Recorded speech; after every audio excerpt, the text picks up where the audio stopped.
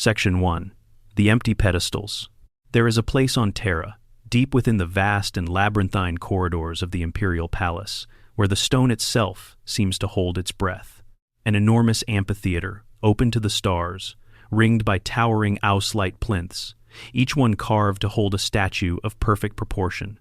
20 plinths, 20 places of honor for 20 of the most powerful beings the universe has ever seen. 18 of those plinths hold statues. Some are pristine, polished to a gleam that catches the distant light of a dying sun. Others are scarred, defaced by those who now regard the figures upon them as traitors and monsters and things whose names are spoken only in hatred.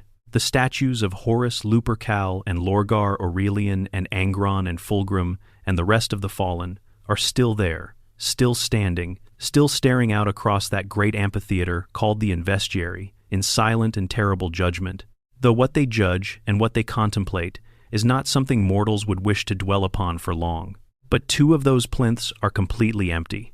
No names, no inscriptions, no carvings, no dedications, pressed into the stone by devoted hands in the age when such things were made with love. No battle honors, no legion symbols. No record of who stood there or when or why the place was deemed worthy of them. Just smooth, bare surfaces where something extraordinary once stood, and now, for reasons nobody is allowed to explain, nothing does. And if you were to ask the greatest scholars of the Imperium, the most learned archivists, the most obsessive historians, the most tenacious inquisitors who have spent their careers in dusty vaults chasing exactly these sorts of questions, what the names of the beings who once stood upon those plinths were, what their legions achieved, what worlds they walked, what battles they won, what kind of beings they were, when they sat across the table from their brothers and talked of war and conquest and the shape of a unified galaxy, you would be met with a silence so complete, it might as well be the silence of the void between the stars. Because nobody knows. And that, friends, is not an accident. That silence was built. It was engineered. It was maintained across 10,000 years, with a dedication that staggers the imagination and says something enormous about what is being protected. The 2 lost Primarchs of the 2nd and 11th Legions are, without question or reasonable competition, the single most fascinating and unresolved mystery in all of Warhammer 40,000 lore.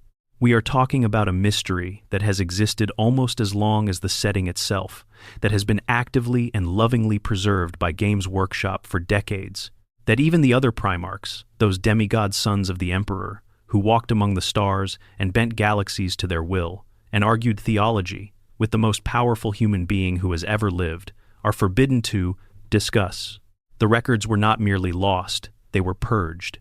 The memories were not merely faded with time, they were suppressed, in at least some cases, by a deliberate process applied to the minds of beings whose memories should have been impervious to any ordinary form of interference.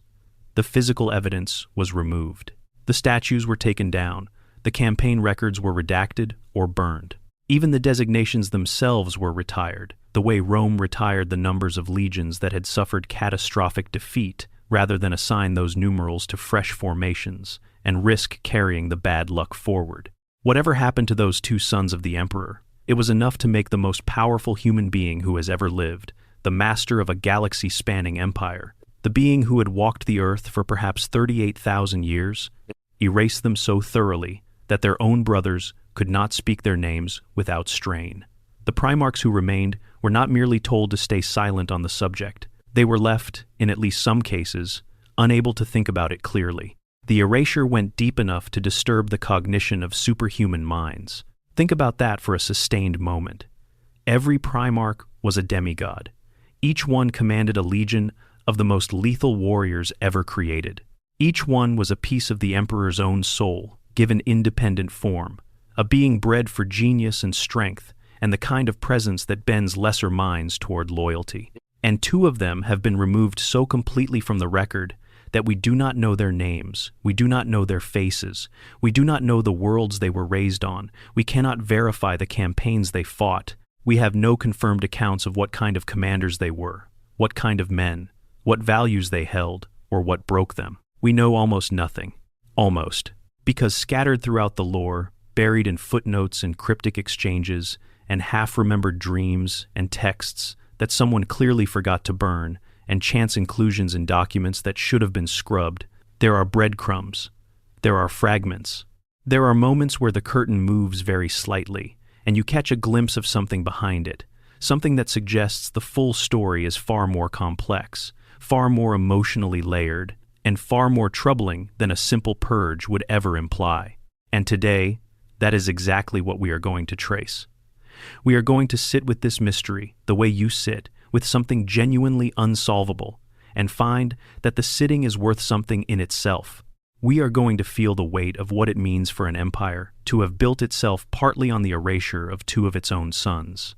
We are going to go through every confirmed piece of lore, every verified canonical hint, every breadcrumb that has survived the 10,000 years of careful forgetting, and then we are going to walk through the theories, the implications, the things that don't quite add up, and why they matter. This is going to take a while. It deserves every second you give it. Before we go any further, drop a comment below and tell me where in the world you are watching from and what time it is. I genuinely love knowing where this community is spread across the map. It still surprises me every time. And if you have not already subscribed, please do. It takes 2 seconds, and it genuinely keeps content like this coming. Now, back to the mystery. Section 2. The Emperor's Grand Design. What 20 sons were meant to be. To understand why the erasure of 2 Primarchs matters so profoundly, and why the empty pedestals in the investuary carry the weight that they do, you first have to understand what Primarchs actually were. Not in the broad strokes that most people know, superhuman warriors, gene-forged generals, sons of the Emperor, but in the specific, intimate detail of what they represented to the project that created them, and to the being who designed that project. The Emperor of Mankind had walked this earth for perhaps 38,000 years by the time the Primarch project began to take shape.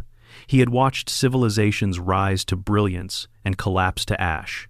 He had guided humanity through its darkest ages, under dozens of different names and faces, always present, always planning, always working towards something so enormous in scope and so distant in horizon that even his closest companions across the millennia could not always follow the logic of it. He was not a man who made small plans. He was not a being given to working on timescales that mortal minds found comfortable. But by the age of strife, the 10,000-year period of darkness and isolation and horror that preceded the Great Crusade, the shape of his vision had finally crystallized into something concrete enough to act on. The plan was to reunite humanity, to gather all the scattered human worlds that had fragmented across the galaxy during those millennia of darkness, bring them under a single banner, protect them from the alien threats and supernatural horrors that preyed on isolated populations, and drag the species into a new golden age by the sheer collective force of unified purpose. To execute this plan, he needed armies. Specifically, he needed an army unlike anything that had ever existed. Not a rabble of mortal soldiers, however courageous. Not conventional warriors who aged and sickened and broke under sustained trauma and died from stray fragments of metal. He needed warriors who could fight for decades without breaking, who could survive conditions that would kill ordinary humans within minutes, who could operate independently across vast distances of space without losing their discipline or their direction, and who could face the most extreme threats the galaxy could produce and keep going. He needed commanders of superhuman genius who could improvise and adapt and find victories in situations that would defeat any conventional thinking. He needed beings capable of inspiring unconditional loyalty in warriors who were themselves not ordinary humans. He needed leaders who were also legends, who could hold a fractured galaxy together through force of personality as much as force of arms. And so the Emperor created the Space Marine Legions, and to lead them, he created the Primarchs. The Primarch project is one of the most extraordinary pieces of biological engineering ever attempted in the entire history of the setting. Using science so advanced, it had crossed over into something that only the least generous of observers would refuse to call sorcery, and drawing on genetic material that included elements of the Emperor's own impossibly complex genome, 20 beings were created in secret underground laboratories beneath the surface of Terra. They were not grown in the conventional sense, not developed as children develop, but cultivated in immersion tanks of nutrient fluid. Their biological architectures, shaped by a process that combined the most advanced genetics in human history with arts that reached into domains ordinary science does not acknowledge. Each Primarch was, in a sense that the setting takes seriously, a piece of the Emperor's own soul given independent form, not metaphorically, not as a poetic description of the pride a creator takes in their creation. The Emperor's psyche was so vast, his presence in the warp so enormous, that each Primarch embodied a genuine aspect of it. They were not simply enhanced humans who happened to be bred for leadership. They were something new in the universe, something that had never existed before. They were the Emperor's intentions made flesh. Each one reflected something specific. Rabut Guillemon was given an almost supernatural genius for logistics and organization, the capacity to build and sustain the structures that turn military victory into lasting civilization. Leman Russ received a predator's cunning and a bond with the warriors he led that transcended ordinary loyalty. Magnus the Red was granted psychic sight so powerful it bordered on genuine omniscience, the capacity to peer through the barriers that separate real space from the warp and read the currents of destiny. Sanguinius was made to be beautiful and noble and beloved in a way that inspired devotion that went far beyond the respect a soldier gives a good officer. Rogel Dorn was shaped to be unyielding, the architect of defenses that refused to fall, and the commander who would simply not give up ground regardless of the cost. 20 sons, 20 aspects, 20 complementary visions of what the Emperor needed in his generals, not duplicates of each other but genuinely different, shaped to cover the full range of what the Great Crusade would require. And then, before any of them could be deployed, before the Great Crusade could begin in earnest, something happened. The chaos entities whose existence and influence the Emperor's project directly threatened reached into the laboratory where the Primarchs were being developed and tore them away. All 20 were scattered through the warp and cast across the galaxy, each one landing wherever the currents of chaos or fate, or the combination of both, decided they should fall. Some landed on civilized worlds that nurtured and celebrated them. Some landed on worlds so hostile and brutal that any ordinary human would have died within minutes, and only the extreme resilience of the Primarch template allowed survival. Each one grew up shaped by whatever environment received them, their character and strengths and obsessions formed by decades of experience that the Emperor had not planned and could not entirely predict. The Great Crusade spent roughly 200 years finding them again. One by one, as the expeditionary fleets pushed further into the galaxy, the Primarchs were rediscovered. Each reunion was an event of enormous significance, a moment where a legion of space marines, bred from a Primarch's own genetic material, met their father for the first time, and where the Emperor met back another piece of the plan that chaos had scattered. 18 were found, integrated, given command of their legions, and began the greatest military campaign in human history. The Loyal 9 and the Traitor 9, the sons who held the line and the sons who broke everything. The other two are the reason we are here. Whatever happened to the 2nd and 11th Primarchs did not happen during the Horus Heresy. This is confirmed by multiple canonical sources. By the time Horus raised his banner and the galaxy began to burn, the 2nd and 11th legions were already gone. Their Primarchs were already erased. Their histories were already buried. The conversation between Lorgar and Magnus in the novel The First Heretic places the deaths of the 2 missing Primarchs 43 years before the Drop Site Massacre at Istvan, which is the pivotal early event of the heresy. These were not casualties of the war that nearly destroyed everything. They were casualties of the Great Crusade itself, of the time that was supposed to be humanity's golden moment, which means that somewhere, in the 200 years of the Great Crusade, while the Imperium was being built, and the galaxy was being brought to compliance, and the Emperor's vision was apparently being made real, 2 of his 20 greatest weapons failed, catastrophically enough that the only response was to make them never have existed. And then someone sealed the record and told everyone who knew to forget. Section 3. The magnitude of the erasure. Before we get into the specific canonical hints and the rich territory of what the surviving fragments tell us, it is worth spending a moment on the mechanism and the scale of the erasure itself, because it is genuinely remarkable and tells us things about the situation by implication. The Imperium of the Great Crusade era was not, contrary to what some might assume, a particularly efficient institution when it came to destroying information. It was enormous, spread across tens of thousands of worlds, run by multiple competing adepta with different priorities and different record-keeping practices.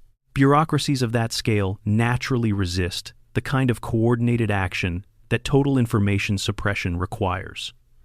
Records are copied, archives are distributed, people who know things talk to other people who talk to others. And yet the erasure of the 2nd and 11th Legions is, by any objective measure, one of the most thorough acts of institutional forgetting in the entire history of the setting. The names are gone, not damaged, not partially burned and therefore reconstructible from what survives. Gone. The campaign records are absent or so heavily redacted that they tell us nothing useful. The records of the Primarchs themselves have been removed from everything that should contain them. Even the Inquisition, the institution that makes it its business to know things that are dangerous to know, has files that are either absent or sealed at levels that suggest someone very senior decided they should never be opened. We know that the Legion designations themselves, the numerals 2nd and 11th, were retired rather than reassigned. When chapters were founded in the second founding after the heresy, when the legions were broken up into smaller organizations, no chapter was given a designation that traced back to those two numbers. The numbers were left empty. This is significant because it was not necessary from an administrative standpoint. The reason you retire a designation rather than reuse it is because the designation itself has become freighted with meaning, the way the Roman numerals of the 17th, 18th, and 19th legions that died in the Teutoburg forest were never assigned to new formations. You retire the number because assigning it to something new would feel wrong, because the number belongs to the loss. The fact that the Primarchs themselves were partially or fully suppressed in their memory of their lost brothers is perhaps the most astonishing element. These were not ordinary human beings whose memories could be altered through conventional psychological techniques. These were beings of superhuman cognitive capability, individuals whose mental architecture was so advanced that they could process information at speeds and volumes that would overwhelm any ordinary human mind, who remembered everything they had experienced with crystalline precision.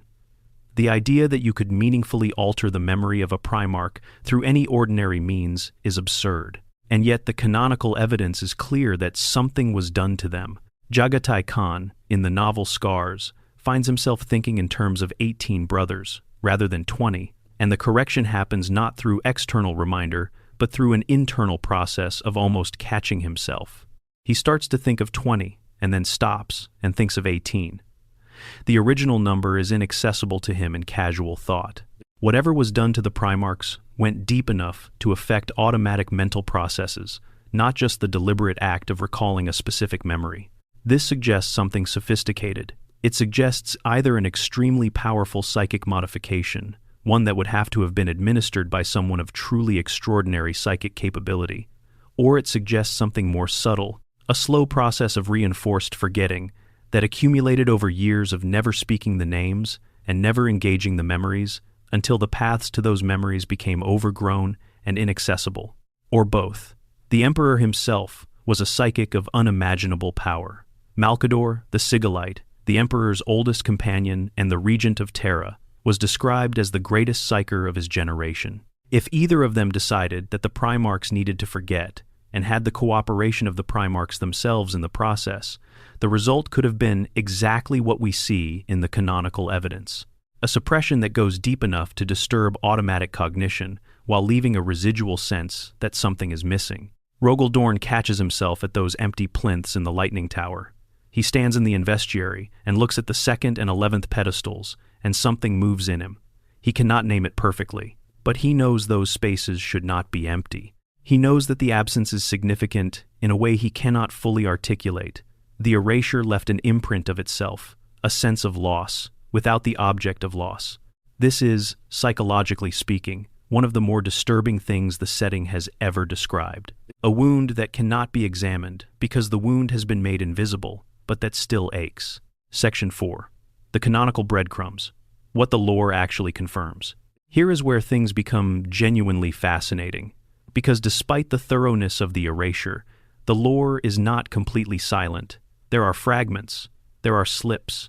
There are moments where the curtain moves very slightly, and you catch a glimpse of something behind it, something that suggests the full story is far more complex and far more emotionally resonant than a simple administrative purge would ever imply. Let us go through the confirmed canonical evidence carefully, because each piece matters, and because the emotional texture of these fragments is as important as their literal content. The first and in many ways most significant canonical reference comes from Dan Abnett's short story, The Lightning Tower, which is one of those pieces of Black library fiction that rewards extremely close reading. The story takes place in the period immediately before the Siege of Terra, as Rogaldorn oversees the conversion of the imperial palace into a fortress capable of withstanding the assault from Horus and his armies. Dorn is not a sentimental being by nature. He is the Praetorian of Terra, hard and unyielding as the stone he loves to work with, a figure who processes the world through load-bearing calculations and the mathematics of defense, through angles and trajectories and the geometry of survival. But even Dorn finds himself wandering into the Investiary, the vast circular amphitheater where the statues of the 20 Primarchs stand in their ring, and he stops before the two empty plinths, the 2nd and the 11th. And what Abnett records of his thoughts is, if you read it carefully, one of the most carefully calibrated pieces of prose in the entire Horus Heresy series. He notes that no one ever spoke of those two absent brothers, that their separate tragedies had seemed like aberrations. And then he wonders, in terms that carry the cold clarity of a military mind working through an unexpected implication, whether they had in fact been warnings that no one had heeded. Separate tragedies, not the same tragedy, not a shared fate. This single adjective, separate, delivered without particular emphasis in the original text, quietly demolishes a whole category of theory and opens up a new one. Whatever happened to the 2nd Primarch and whatever happened to the 11th were not the same event. They did not fall together. They did not share a cause or a fate or an enemy. They were erased for different reasons, through different processes, at potentially different times during the Great Crusade. And Dorn, a being of nearly infallible military intelligence, standing in the shadow of the greatest existential crisis the Imperium has ever faced, is looking back at those two precedents and asking himself whether they were trying to tell him something, whether the pattern that destroyed two of his brothers was a pattern the Imperium should have recognized as a warning before it became the catastrophe it is now. He does not answer his own question. Abnett is far too good a writer to offer him an easy resolution. But the question sits there in the Investiary, under those distant stars, and it does not go away. The second major canonical reference comes from False Gods, the second novel in the original Horus Heresy series, written by Graham McNeill. Horus, recently and grievously wounded on the moon of Davin, has been brought to a Davinite lodge temple where chaos forces are preparing to corrupt him. He lies in a coma, and in that coma he experiences visions. These visions are not random hallucinations. They are being constructed with purpose by entities who want something from Horus and who are using his own mind's contents as the raw material for manipulation. In one of these visions, Horus finds himself walking through the Genovault, the secret underground laboratory where the Primarchs were originally created and developed. He moves past the cultivation tanks, each one representing the genetic legacy of one of the Emperor's sons, and he stops at the tank marked with the numeral 11. He rests his hand against it, and McNeill describes what he feels in phrasing that is worth sitting with. The untapped glories that might have lain ahead for what grew within, but knowing that they would never come to pass. Untapped glories, things that were possible but never actualized, potential that was cut short, not fulfilled and then corrupted, but cut short before it could become anything at all. Horus is not feeling condemnation at this tank. He is not feeling the righteous certainty of someone contemplating a justified execution. He is feeling grief. He is mourning something at that tank. He is registering the tragedy of possibilities that existed and then did not. And the chaos entities who are feeding him these visions chose to show him this. They wanted him to feel that particular grief.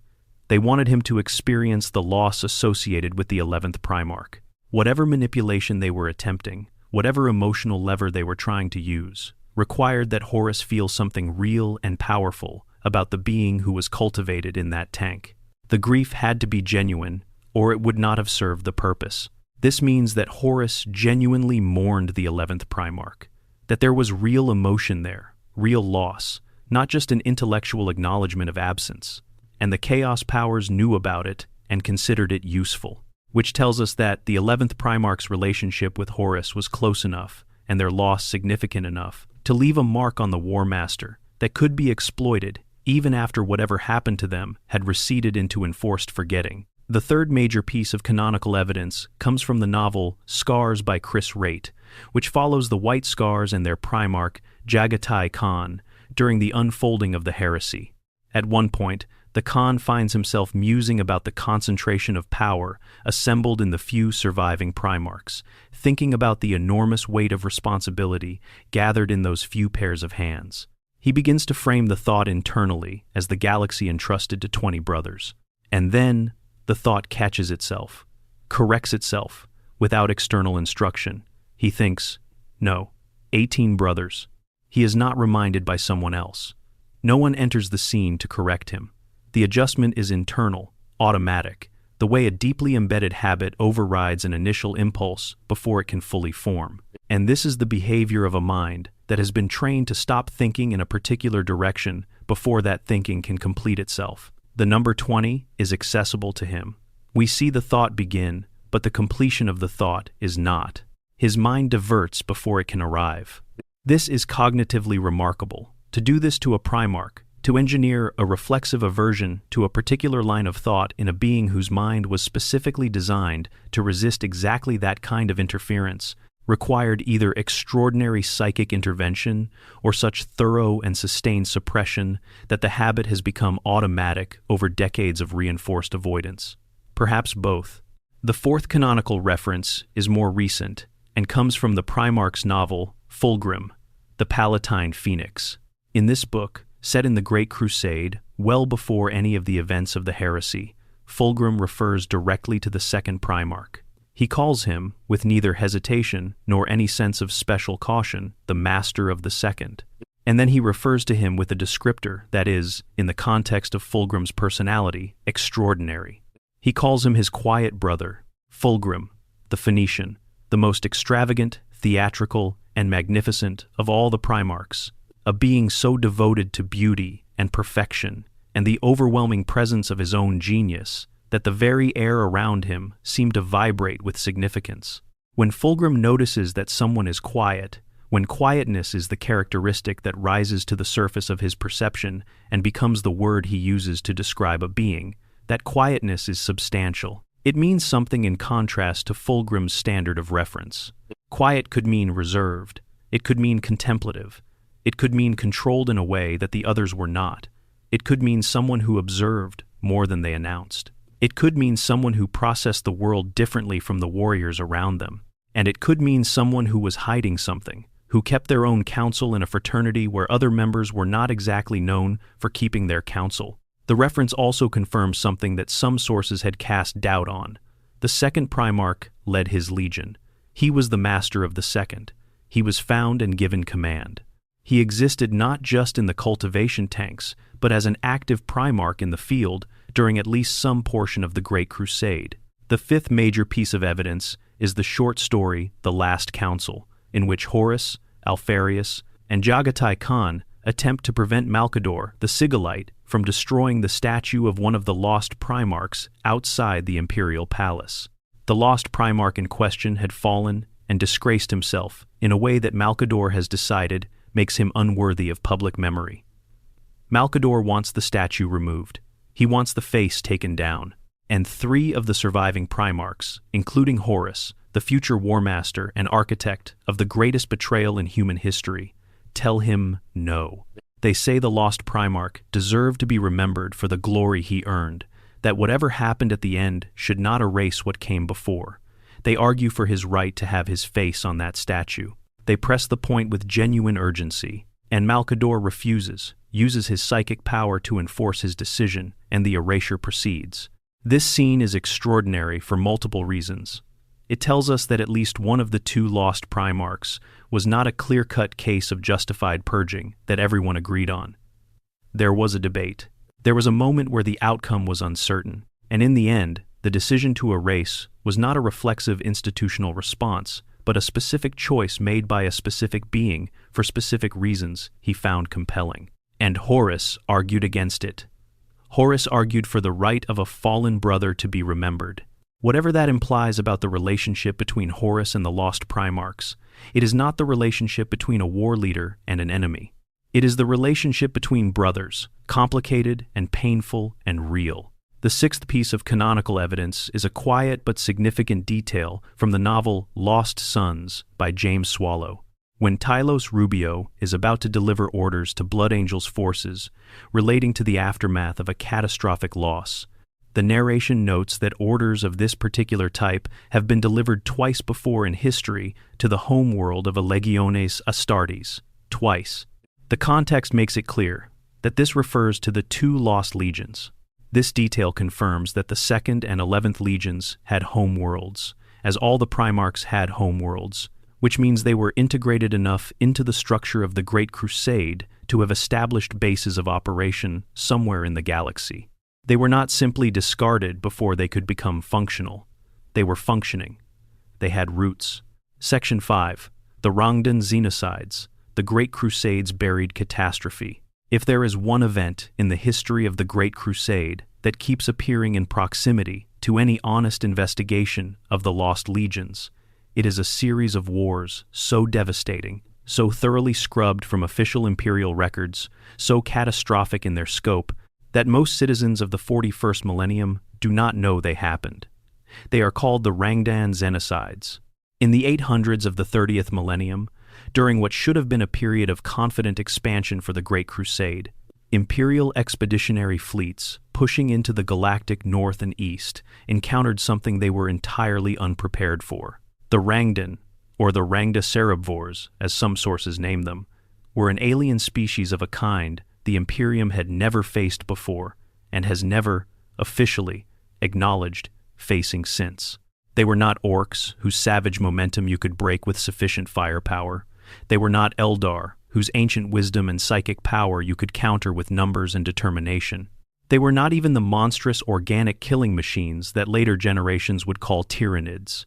They were something else, something whose nature the surviving records struggle to describe in terms that parse clearly. The scale of what happened during the Rangdan Xenocides is described in terms that strain comprehension even for a setting where planetary destruction is a documented occurrence. Whole expeditionary fleets went to their deaths without a single survivor, not a single one. Thousands of ships and hundreds of thousands of soldiers, and the officers and pilots and tech priests, and all the countless support personnel who keep a military fleet functioning, simply gone. Worlds were laid waste in ways that went beyond what the word means in conventional warfare. Dozens of Titan legions were obliterated. Titan legions. Walking engines of war, massive enough to collapse city blocks under their footsteps, armed with weapons capable of reducing fortresses to rubble in seconds, crewed by the most specialized and extensively trained warriors the Imperium could produce, destroyed in such numbers that dozens of them ceased to exist as functional units. That is the scale we are discussing. The Rangdan Xenocides, according to the surviving records, inflicted losses on the Imperium that would not be exceeded until the Horus Heresy. Consider what that means. The Horus Heresy was the worst thing that ever happened to the Imperium of man. It involved 9 full Primarchs turning traitor, and 9 loyal Primarchs fighting to survive, with hundreds of thousands of the finest warriors ever created falling on both sides, and the Emperor himself mortally wounded in the final battle. The losses were so profound that the Imperium never fully recovered, and 40,000 years later it is still living in their shadow. And the Rangdan Xenocides approached that scale of devastation during the period that was supposed to be humanity's golden age. The campaigns ran in 3 phases, from approximately 839 M30 to 890 M30, 50 years of war at a scale that threatened the survival of the Great Crusade itself. The Emperor himself intervened directly. 9 Space Marine legions were eventually deployed in the climactic phases, alongside multiple Titan legions, night houses, and vast contingents of the Solar Auxilia. The Dark Angels under Lionel Johnson bore the brunt of much of the most severe fighting and suffered casualties so catastrophic that the Legion's recovery would take generations. And here is the piece that matters most for our investigation. A field guide document, apparently compiled for Solar Auxilia forces deployed to the Rangdan campaigns, was accidentally included in copies of the Astra Militarum's Imperial Infantryman's Uplifting Primer, distributed in the 41st millennium. Someone in the distribution chain made a clerical error and bundled an ancient document with a modern one, and so, 10,000 years after the fact, copies of this primer circulated with a reference that was never supposed to be seen again. In that document, in what was clearly a listing of forces deployed to the Xenocides campaigns, the 2nd and 11th Legions are named as participants, not in the context of whatever fate eventually befell them, simply as fighting forces present during the campaigns, deployed alongside Solar Auxilia units against the Rangda. This accidental survival is one of the most important confirmed canonical data points in the entire Lost Legions investigation. It places both legions at the scene of the most catastrophic war of the Great Crusade. It confirms they fought. It confirms they were present in numbers large enough to merit mention in a field guide. And it raises the question of what came after, during those wars or in their immediate aftermath, that resulted in their total erasure. The Space Wolves under Lemon Russ were deeply involved in the Rangdan Xenocides. Russ, whose unofficial role as the Emperor's executioner carries implications that any 40K lore reader will recognize, had campaign records during this period that are among the most heavily redacted of any Primarchs. The Space Wolves were, along with the Dark Angels, specifically described as being entrusted above all others to do what had to be done during the Xenocides. That phrasing, doing what had to be done, appears repeatedly in 40K lore, in contexts involving acts of terrible necessity that could not be discussed openly afterward. The timing is also significant in a different way. Around the period of the Rangdan Xenocides, the Ultramarines Legion began its dramatic growth into the largest Space Marine Legion in existence. This was not a gradual organic growth. It was a spike. And one of the theories that attempts to connect these dots suggests that the swelling of the Ultramarines was not unrelated to the disappearance of the 2nd and 11th. If thousands of Marines from those legions were mind-wiped and redistributed after their Primarchs' falls, and if the Ultramarines received a significant portion of them, the timing and scale of that growth would make sense. The Word-Bearers noted this explicitly in one of the canonical sources. A discussion between members of the Gal Vorbak, the chosen warriors of the Word-Bearers who had experienced direct contact with Chaos powers, includes the observation that the 13th Legion definitely swelled to eclipse all others around the time the 2nd and 11th were forgotten. Whether the speaker means this as a genuine observation about redistribution or as something more conspiratorial is left unclear. But the observation is there, in the mouth of beings who had good reason to pay close attention to the power dynamics of the legions. Section 6. The 11th Primarch. Untapped glories and a grief that has no object. Of the two lost Primarchs, the one designated as the 11th is the one who the lore treats with the most consistent emotional register, and that register is grief, not condemnation, not righteous judgment, not the cold administrative satisfaction of a problem eliminated. Grief. The grief of something that was possible and then was not. Return again to that vision in False Gods. Horus, standing in the Genovault, moving between the tanks, stopping at the one marked 11. The language is not about failure or corruption or the just elimination of a threat. The language is about potential, about glories that might have been but would not come to pass. This is the language of mourning, a future that never arrived, not the language of mourning an enemy defeated. And consider the context more carefully. Chaos entities are constructing this vision. They are selecting what Horus sees and feels as part of a deliberate process of manipulation. They showed him the 11th's tank because they wanted him to feel something about it. They wanted to use his grief about the 11th as an emotional lever, which means they knew the grief was real. They knew it was significant enough to Horus to be exploitable. You do not show someone a vision of something they do not care about if your goal is emotional manipulation. The choice of the 11th's tank was precise. It was going somewhere specific in Horus's psychology. Whatever the 11th Primarch was to Horus, they mattered. In the way that family matters. In the way that a loss you cannot fully understand or articulate still aches in you decades later. In the chamber at the end of memory, The confrontation between Dorn and Malcador in the vicinity of the 11th's former chambers produces a moment described as involving Dorn's momentary recollection of the Primarch's misfortune, not his crime, not his betrayal, not his fall, his misfortune. This word choice is deliberate in a setting where word choices at this level of the narrative are always deliberate. Misfortune is what happens to someone. It is not what they choose or what they deserve. It is what comes to them from outside, what the universe does to them when they are not strong enough or lucky enough or well-positioned enough to resist it. The 11th Primarch's fate, at least as encoded in the residual consciousness of Rogel Dorn, as he stands outside a sealed tomb on Terra, is encoded as misfortune. When Robert Guilliman, 10,000 years later, distinguishes his lost brothers from his fallen brothers, distinguishes the two who failed from the 9, who betrayed the emotional texture of the distinction carries, meaning that would be invisible if you were not paying attention. Failed. Guilliman says failed, not betrayed, not turned, not became the enemy. Failed.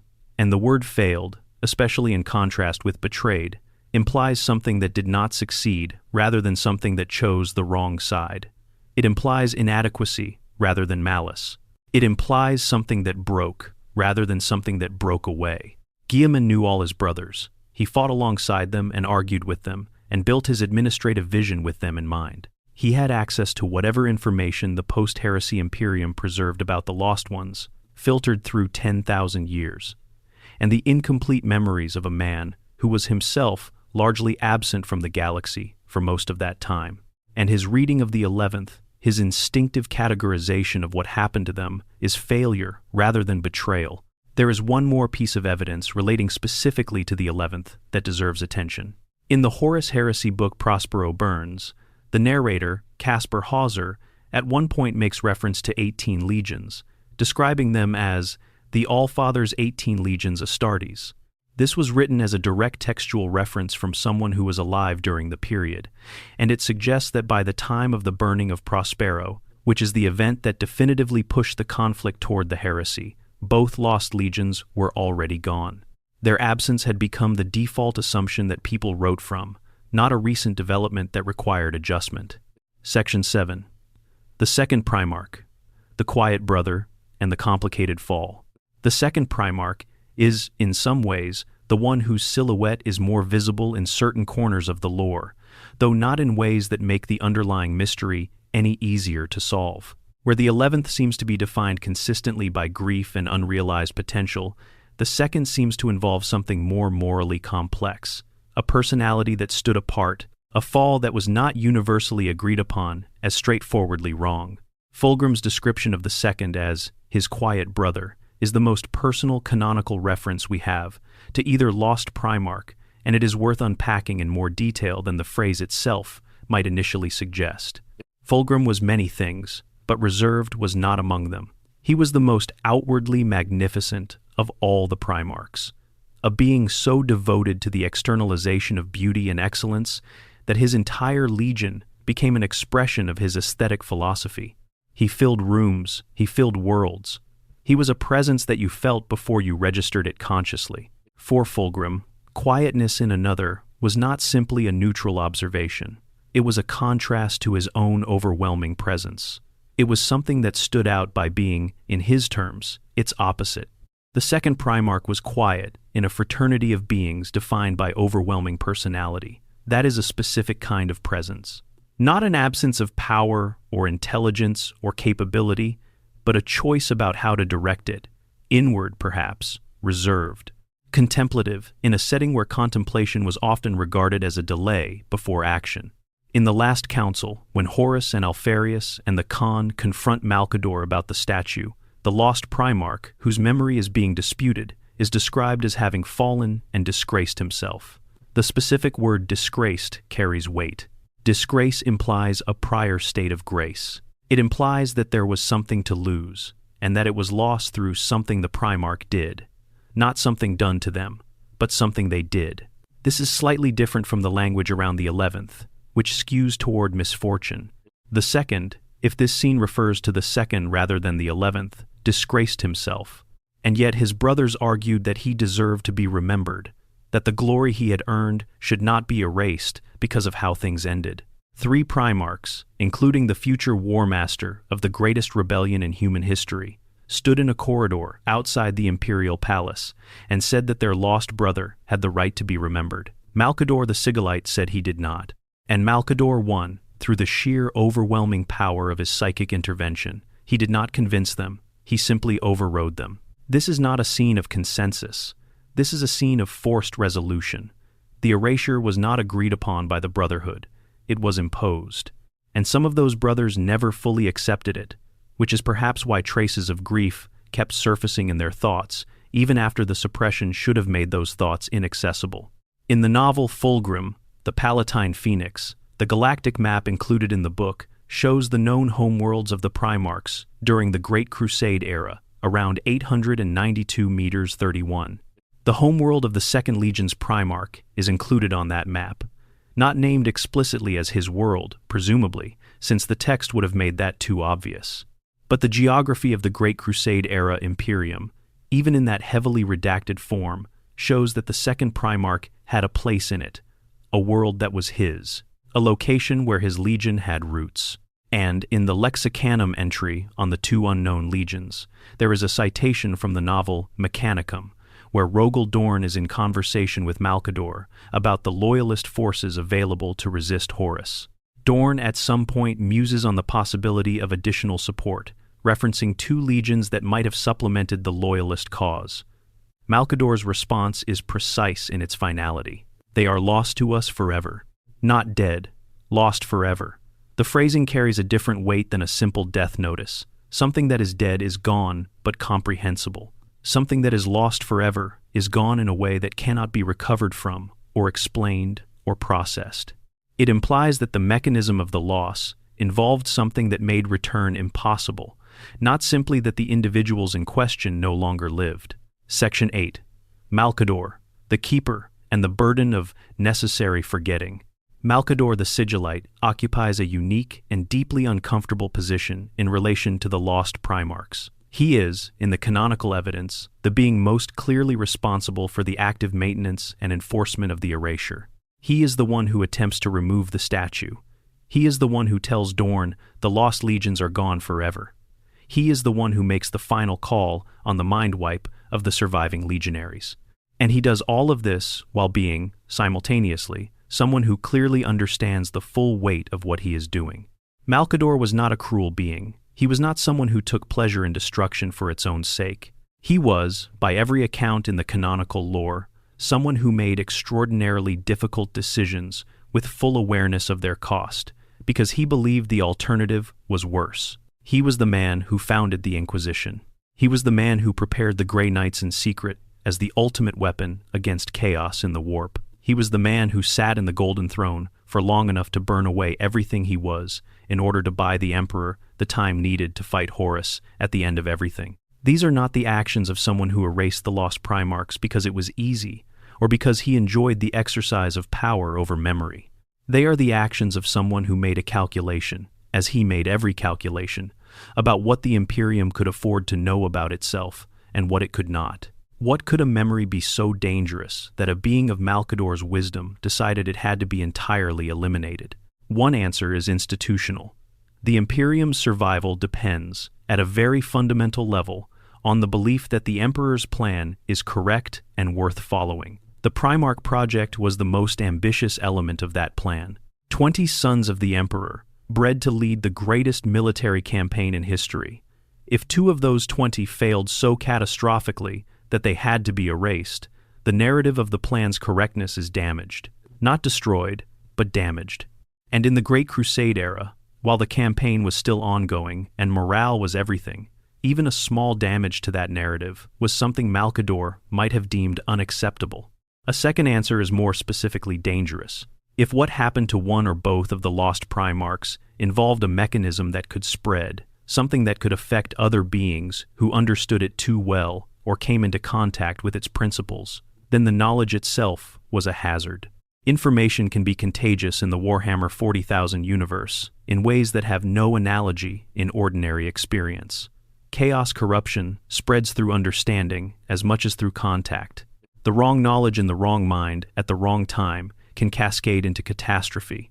If the lost Primarchs were connected in their fate to something like that, keeping it secret was not suppression for its own sake. It was quarantine. A third answer is the most troubling and in some ways the most interesting. What if the erasure was an act of mercy, not for the Imperium, but for the lost ones themselves? If what happened to the 2nd and 11th Primarchs was something so terrible that being remembered for it would have been the worst possible legacy, the erasure might have been the kindest option available. A way of letting them be nothing rather than being known as whatever they had become or whatever had been done to them. Malcador chose to remove the statue rather than let the face remain. But the story also tells us that 3 Primarchs argued against removal. They wanted the face to stay. They thought the glory of what came before should survive alongside the shame or the failure of what came after. Malcador decided differently.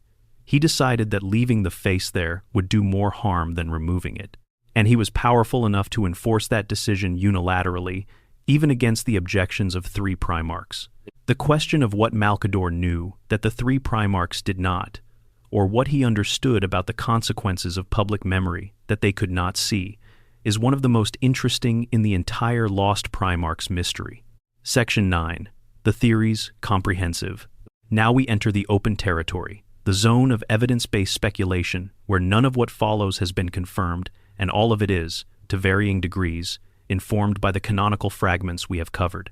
But the theories are worth examining carefully, because the theories that survive the most rigorous scrutiny tell us something about what the evidence actually points toward. The first and most straightforward theory is that the lost Primarchs fell to chaos before the Horus heresy began, were purged by the Emperor as a result, and were then erased to prevent the knowledge of that corruption from undermining confidence in the Primarch project and in the Great Crusade itself. Under this reading, they are early casualties of the same forces that eventually corrupted Horus and 8 of his brothers. The mechanism would have been similar.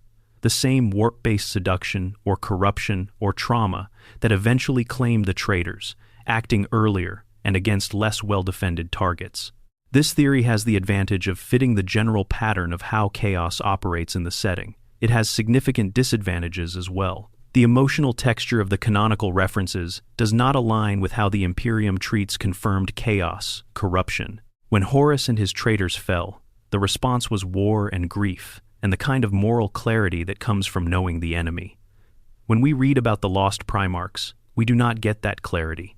We get grief without an object, loss without a villain, mourning without righteous anger. The language around the lost Primarchs, particularly the 11th, sounds more like bereavement than like justice served. Additionally, the mind wipe and redistribution of the legionaries as an act of mercy is inconsistent with how the Imperium would be expected to treat the surviving followers of a confirmed chaos traitor. Those forces would typically be either executed or expected to prove their loyalty in conditions that few would survive. The compassionate response, implied by Malcador's description of the redistribution as a mercy, suggests the legionaries were understood as victims rather than perpetrators. The second major theory connects the fate of the lost legions directly to the Rangdan genocides. One version holds that one or both of the lost legions were so devastated by the wars against the Rangda that they effectively ceased to exist as functional forces, and that whatever the Rangda did to the soldiers who fought them had lasting consequences that made the survivors too dangerous or too compromised to continue in their existing roles. This theory gains significant support from the confirmed canonical evidence of the Legion's participation in the Xenocides, from the sheer scale of the casualties that war inflicted, and from the description of the Rangda themselves as beings of such macabre power that the Imperium barely comprehended what it was fighting. If the Rangda had some capacity to affect the minds or the biological stability of their opponents, if extended exposure to whatever they were did something to the legionaries, and by extension to the Primarchs, then the fate of the lost legions might have been less a matter of moral failure and more a matter of contamination in the broadest sense. One variant of this theory goes further and proposes that one of the lost Primarchs made a sacrifice during the Xenocides, that the defeat of the Rangda required a price that could only be paid at the Primarch level, and that one of them paid it, and that the erasure was not punishment but protection. If the mechanism by which that sacrifice worked was something that could not be publicly understood, or if the knowledge of what the Rangda were capable of doing was itself a danger, burying the sacrifice was the only option available. Under this reading, the lost Primarchs might be among the greatest heroes the Imperium has ever produced, people who gave everything, including their names, and whose greatest achievement is the thing that nobody is allowed to know. The third theory centers on Leman Russ and the Space Wolves. Russ is the Emperor's executioner. His legion was sent to destroy the Thousand Suns on Prospero, an act of terrible violence against a loyal legion carried out on the Emperor's orders, for reasons that were not, at the time, fully explained to the agents carrying them out. His campaign records during the period of the Rangdan Xenocides are among the most heavily redacted of any Primarchs. The theory holds that Russ was the instrument of whatever fate came for the lost legions, just as he was later the instrument of Prospero's destruction, that he was sent to do what had to be done, and that his own memory of the event was suppressed along with everyone else's, or that he kept the secret as the price of being trusted with the task.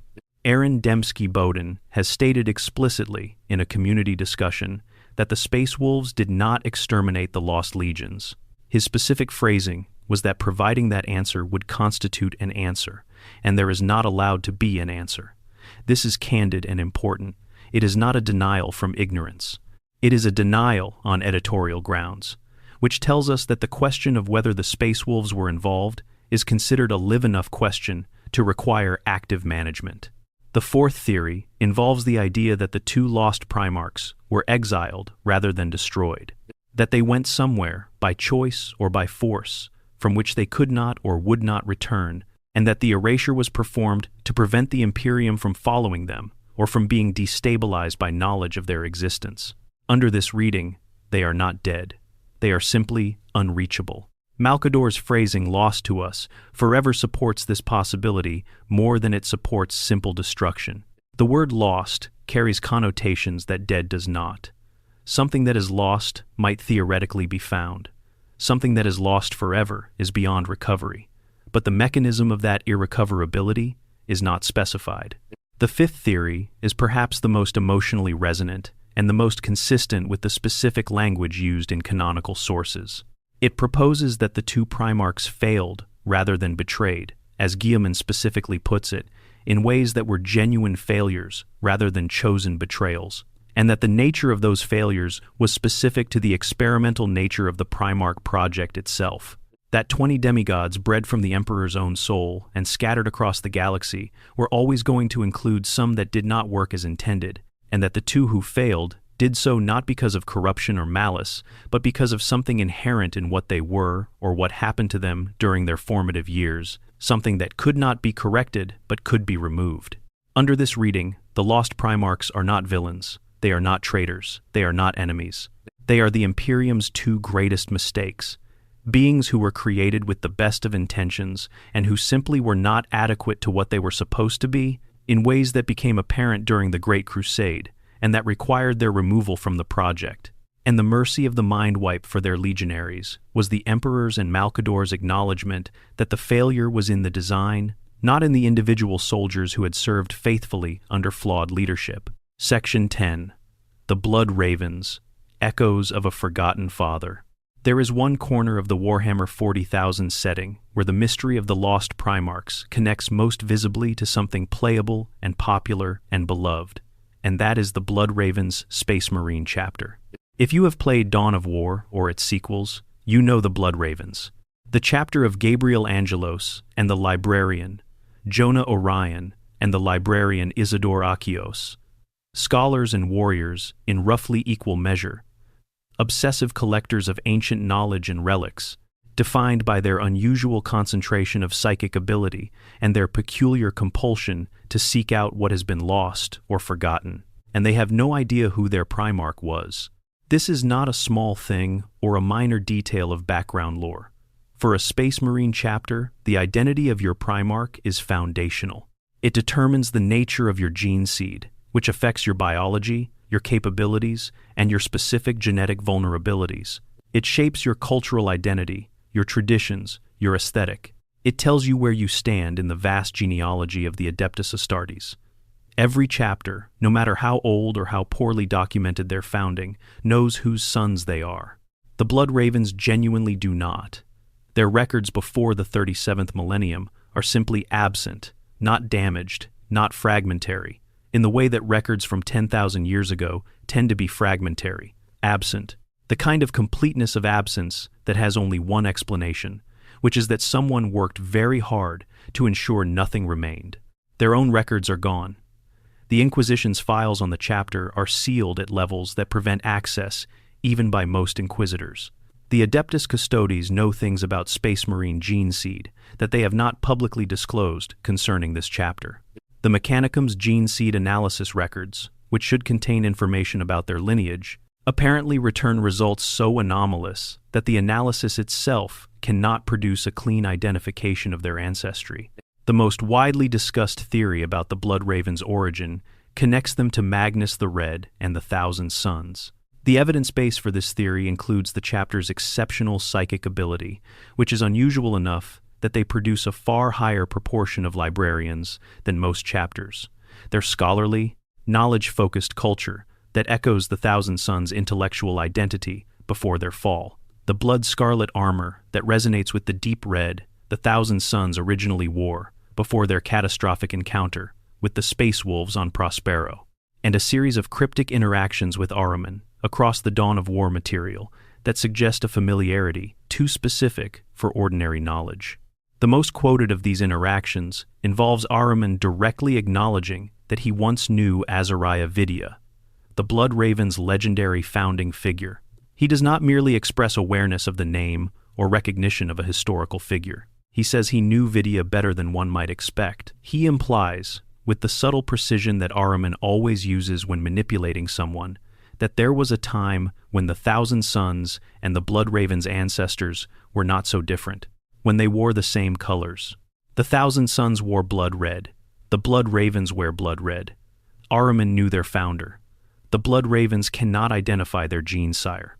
If this theory is correct, the Blood Ravens represent a fragment of the Thousand Sons' legacy that survived in some form, either through Marines who escaped the destruction of Prospero and eventually coalesced into a new chapter, or through a deliberate post-heresy creation using Thousand Sons' gene stock that someone in the Inquisition or the High Lords then immediately sealed beyond ordinary access. Either way, Magnus the Red would be their spiritual, if not their direct genetic father.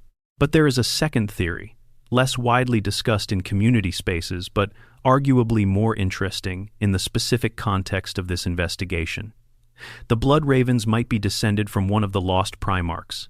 Consider the Fit, a chapter that compulsively seeks lost and forgotten knowledge, a chapter that has no idea who its father is, a chapter whose records were systematically erased in exactly the way the Lost Legion's records were systematically erased. A chapter so psychically gifted that identifying their gene seed produces anomalous results that no standard test can explain cleanly. A chapter that, in the games that made them famous, is shown to have access to relics of impossible antiquity from sources that cannot be fully explained. If the Blood Ravens are the surviving lineage of the 2nd or 11th Legion Marines, who were mind-wiped, scattered, eventually reassembled by instinct and shared identity into a coherent chapter, who carry something of their original culture without knowing why, then their obsession with lost knowledge takes on a different dimension entirely. It becomes not just a quirk of their culture, but an echo of something genetic, a deep drive to recover what was taken, to piece together the identity that was stripped away by the mandate of an Inquisition that decided certain things must not be known. A chapter full of people who cannot remember who they are, compulsively searching for a past that is sealed beyond their reach, drawn by something they cannot name toward the fragments of a history they are not allowed to have. That is, in the context of the Lost Primarch's mystery, a very 40K kind of tragedy. Section 11, The Real-World Inspiration, Rome's Lost Legions, and the Art of Deliberate Mystery. The Warhammer 40,000 setting has always drawn heavily on real history for its imagery, its emotional weight, and the deep background that makes it feel like it operates on the same terms as the actual human past rather than a purely invented fiction. The Space Marines themselves are modeled in broad strokes on the legionary structure of the Roman military. The numbered legions, the hierarchy of command, the relationship between a legion and its Primarch as the relationship between a force of arms, and the general who defines its character. All of this echoes Rome, and Rome, it turned out, had its own lost legions. The most famous are the 17th, 18th, and 19th, the 3 legions of Publius Quinctilius Varus that were destroyed in the Battle of the Teutoburg Forest in 9 CE. These 3 full legions, perhaps 25,000 soldiers and all their officers and support personnel, walked into the Germanic forests, following a guide who had pretended to be a Roman ally while actually being an enemy commander named Arminius, and were systematically destroyed over 3 days of ambush and slaughter. The defeat was so total that no meaningful survivors escaped to report what had happened. The Emperor Augustus, by all contemporary accounts, was devastated. He reportedly paced his palace for months, letting his hair grow unkempt, crying out for Varus to give him back his legions. But the personal grief, however real, was only part of the story. The strategic loss was enormous.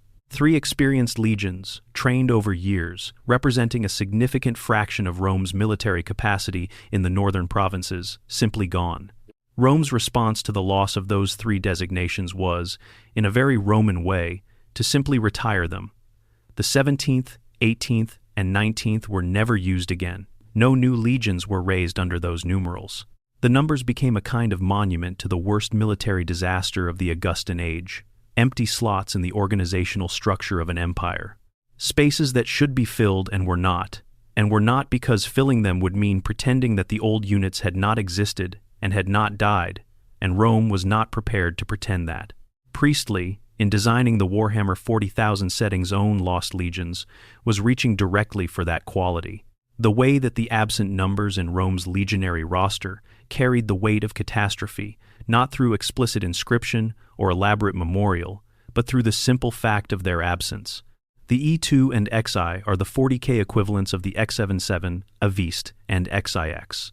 Numbers that should exist, numbers that once meant something, numbers that now mean something else, which is to say that they mean the shape of loss. Rick Priestley confirmed this directly when asked about it. He said he left those legions blank because he wanted to give the story some kind of deep background, unknowable 10,000-year-old mysteries, stuff that begs questions for which there could be no answer. That last phrase is worth reading several times. Stuff that begs questions for which there could be no answer. He was not setting up a puzzle to be solved. He was not planting a mystery with an intended resolution waiting in his desk drawer for the right moment to release it. He was creating the experience of mystery itself, the feeling of reaching toward something that recedes as you reach, the feeling that the world you are in has recesses that cannot be fully illuminated, that the past is not entirely recoverable, that some things happened and are gone and will never be fully known. This is, when you sit with it, a sophisticated and somewhat unusual choice for a commercial franchise. Most franchises answer their mysteries. The convention of the medium is that mysteries are puzzles, that they exist to be solved, that the revelation is the point. Priestley was doing something different. He was treating the mystery as its own resolution. The empty space is the answer. The question that cannot be answered is, itself, the thing. And Games Workshop has maintained this stance for decades. Aaron Dembski-Bowden's confirmation that there is not allowed to be an answer is a statement of active editorial policy, not passive uncertainty. The Black Library authors who have worked most closely with the Horus Heresy narrative have been told that the lost Primarchs remain permanently insoluble. They can add texture to the mystery. They can drop new fragments that deepen the experience of not knowing. But they cannot provide the resolution that would transform the mystery into a story with an ending. The result is that in a series that has now documented the Great Crusade and Horus Heresy in more detail than most fictional historical periods have ever been subjected to, with more than 60 novels and countless supplementary publications, those two numbers remain empty. The 2nd and 11th persist in their silence, precisely because every other question has been answered around them. Their silence becomes louder as the noise around it increases. Section 12. The community and the invitation of the unknown. One dimension of the Lost Legion story that does not always get enough attention is the community dimension, the creative response that Games Workshop's deliberate openness has generated among the players and hobbyists and writers who engage with the setting. Games Workshop has explicitly acknowledged, at various points over the years, that the 2 and 11 legions are left open for players to use. The franchise's own implicit message is that if you want to create a homebrew chapter whose lineage traces back to one of the lost Primarchs, nobody can tell you that you are wrong. The lore cannot contradict you, because the lore does not know. The blank space is not just a mystery, it is an invitation. It is a designated space in the fiction where personal creativity is not just tolerated, but actively enabled by the fact of the official lore's silence. The fan response to this invitation has been extraordinary in scope and quality. There are dozens of fully realized homebrew Lost Legion concepts in the community, each one built with the care and creative investment you bring to a project that has no wrong answers. Players have created entire visual identities for their imagined Lost Legions, with color schemes and iconography and aesthetic philosophies that match invented Primarch personalities. They have written full founding myths and Great Crusade histories and explanations for the erasure that range from the straightforward to the deeply inventive. Some of the most interesting homebrew Lost Legion concepts in the community engage directly with the emotional texture of the official hints. There are Lost Legion concepts built around the idea of a Primarch who sacrificed himself during the Rangdan Xenocides, whose legion was erased not as punishment but as the price of keeping the sacrifice's nature secret. There are concepts built around the idea of a Primarch who refused the Emperor's vision on moral grounds, who saw the Great Crusade's violence as unjustifiable and withdrew rather than participate, and who was erased rather than branded a traitor, because what they did was not treason but conscience. There are even concepts that engage with the idea of a Primarch so strange, so foreign in their thinking and their nature, that they could not be integrated into the Legion's structure without transforming it into something the Emperor had not designed. A Primarch who was too alien in their humanity, paradoxically, to lead humans the way a Primarch was supposed to. All of these are fictional. None of them are canon, but all of them are possible, because the official lore permits all of them by declining to deny any of them. This is actually a remarkably generous thing for a commercial franchise to do. To leave a permanent space in the middle of your flagship property's most beloved historical period and say, explicitly, this space is yours. You can do what you want with it. The story we are telling has room for your story. Not at the edges, not in the peripheral regions of the lore that nobody cares about, but at the very center, in the missing slots of the Emperor's 20 sons. Section 13. The broader implications, what 2 empty plinths say about an empire. We have covered a great deal of specific lore at this point, and it is worth stepping back and considering the broader implications of the Lost Primarch's mystery for the setting as a whole and for the 41st millennium, that is the main era of Warhammer 40,000. The Imperium of the 41st millennium is an institution profoundly defined by what it does not know about itself. Entire categories of its own history have been lost or suppressed or corrupted by 10,000 years of bureaucratic failure and deliberate interference, and the simple entropy of time. The Horus Heresy is remembered, but mythologically, incompletely, with details distorted by retelling and institutional interference and the theological lens through which the imperial cult processes everything. The Emperor's original intentions are buried under an avalanche of religious interpretation that he would almost certainly have rejected. The nature of the Golden Throne, and what it was originally designed to do, is understood imperfectly, even by those who maintain it. In this context, the Lost Primarchs are not an anomaly in the Imperium's history. They are a microcosm of it. They are the most extreme and most deliberately maintained example of something the Imperium does constantly. Bury what cannot be processed, suppress what destabilizes the necessary myths, enforce the silence that the project of human survival requires. The empty plinths in the investiary are a monument to this tendency. They sit there in that vast amphitheater, year after year, century after century, decade after decade of millennia, while the Imperium conducts itself around them. Custodians walk past them. Dignitaries are brought to see the statues of the Primarchs, and carefully not brought to ask about the empty spaces. Pilgrims who somehow gain access to that sacred place see the ring of statues and notice the gaps and learn, very quickly, that the gaps are not a subject.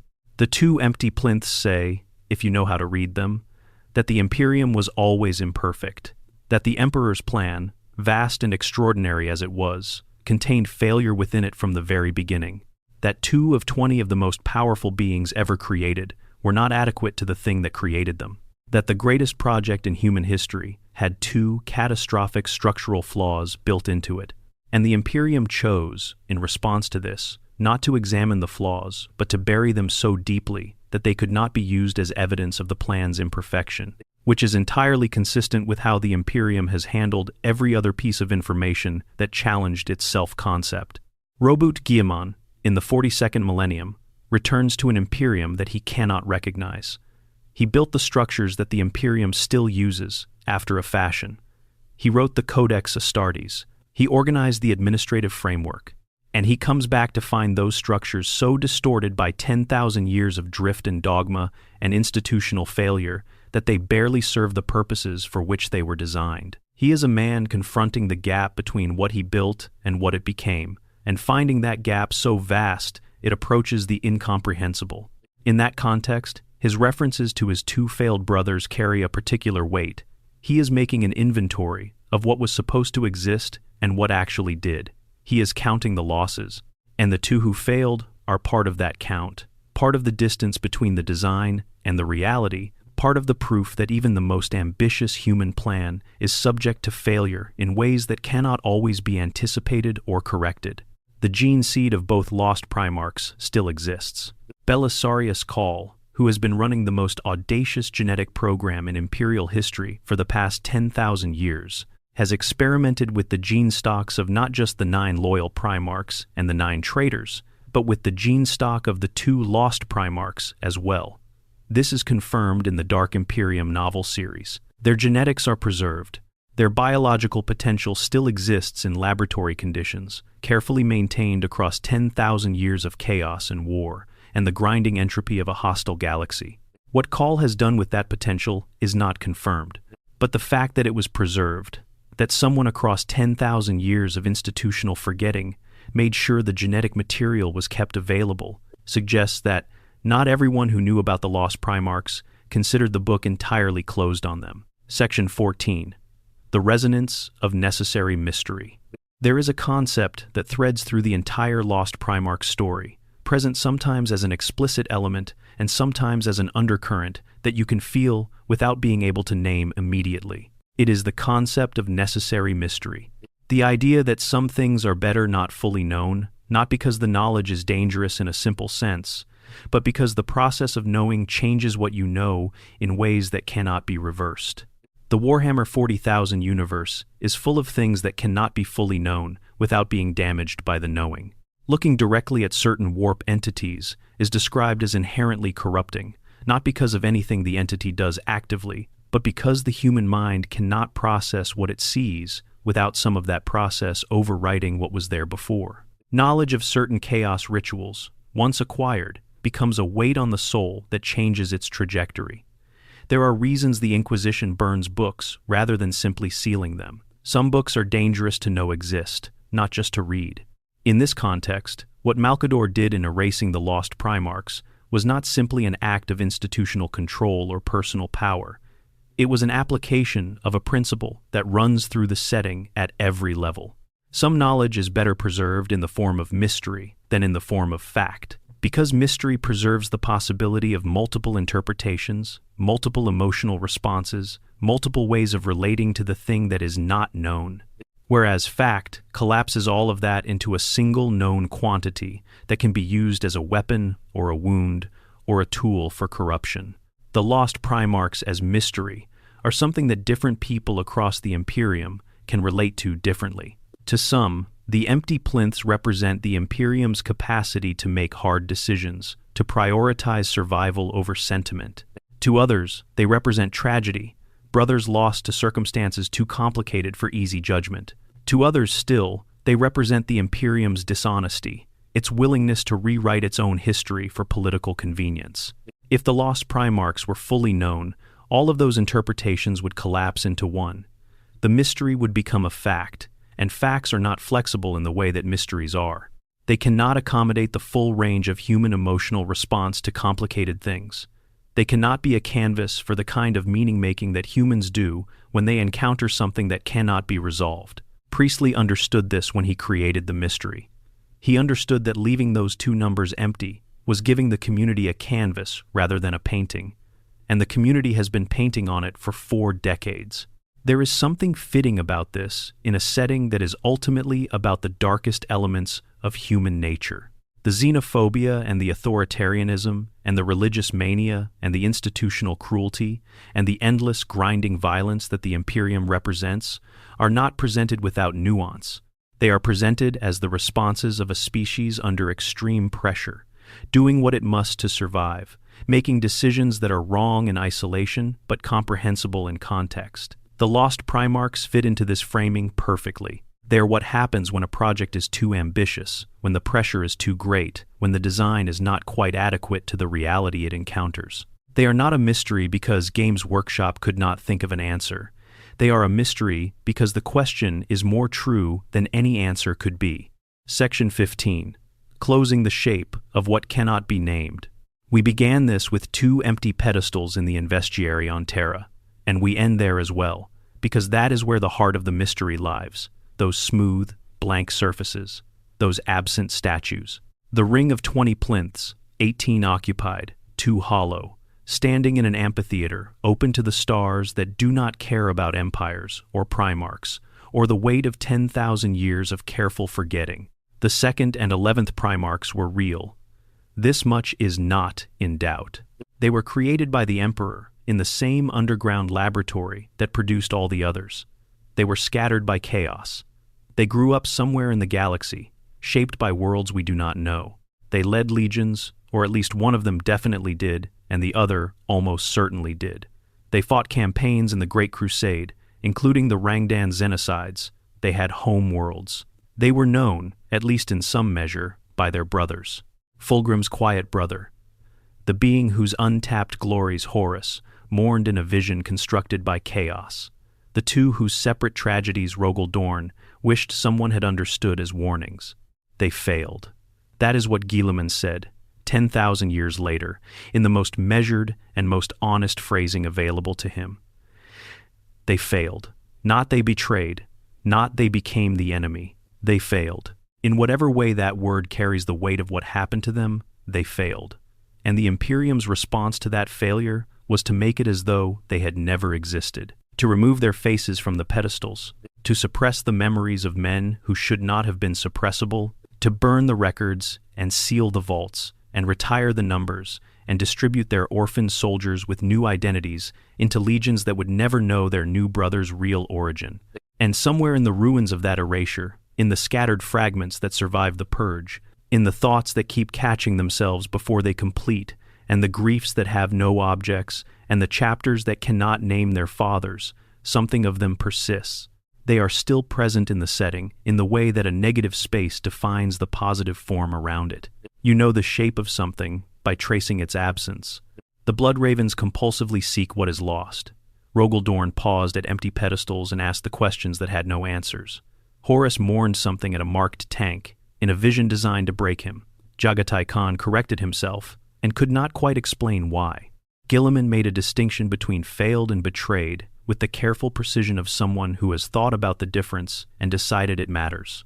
They are remembered, in the only way the Imperium permits them to be remembered, obliquely, in the shape of the silence. In the questions that keep coming back, despite every institutional effort to make the questions impossible, and every time someone notices the empty plinths, every time someone traces the lineage of the Blood Ravens and runs into the sealed archives, every time someone reads Jagatai Khan's self-correction and understands what it means for a superhuman mind to have been made to stop thinking in a particular direction, those 2 lost sons of the Emperor are, briefly, less lost. The mystery is not going to be solved. That is not a failure of the setting. That is the setting working exactly as it was designed to. The empty plinths are not problems waiting to be corrected. They are features of a universe that takes seriously the idea that some things that happen leave permanent marks on history, that some losses are too complicated for simple narratives, and that the most honest thing you can say about certain events is that you do not know and you are not sure you should. The 2nd and 11th Primarchs are the shape of something unknowable at the center of a setting that knows an enormous amount about itself. They are the place where the lore admits its own limits. And in admitting those limits, in maintaining those empty spaces with such care and such consistency across 4 decades of expanding lore, Games Workshop has made the Warhammer 40,000 universe more true. Not more complete, more true. Because the universe we live in is also full of things that happened that we cannot recover or explain or name. And a fictional universe that acknowledges this is, paradoxically, the one that feels most real. If you made it all the way to the end of this one, I am genuinely grateful for your time. The Lost Primarchs is one of those topics I could spend weeks inside, and we barely scratch the full surface of every angle and every piece of evidence and every fan theory that deserves consideration. But I hope this gave you a sense of the real depth of the mystery and why it continues to matter after all these years. I want to know your theories, not just what you think happened, but why you think what you think. Make the case in the comments. The best lore discussions start from a position being argued, not just a preference being expressed. Which Lost Primarch theory do you find most compelling, and what in the lore pushed you there? If you enjoyed this video, please consider subscribing. It keeps content like this coming, and it takes 2 seconds. Every subscriber genuinely makes this possible. Until next time, keep your eyes on the empty pedestals. They are trying to tell us something. Section 16, The Fabric of Silence, and what each canonical clue reveals. Let us go back to the very beginning of the canonical trail and walk through it with slower, more deliberate steps, because the richness of what the evidence actually tells us gets lost if you move through it too quickly.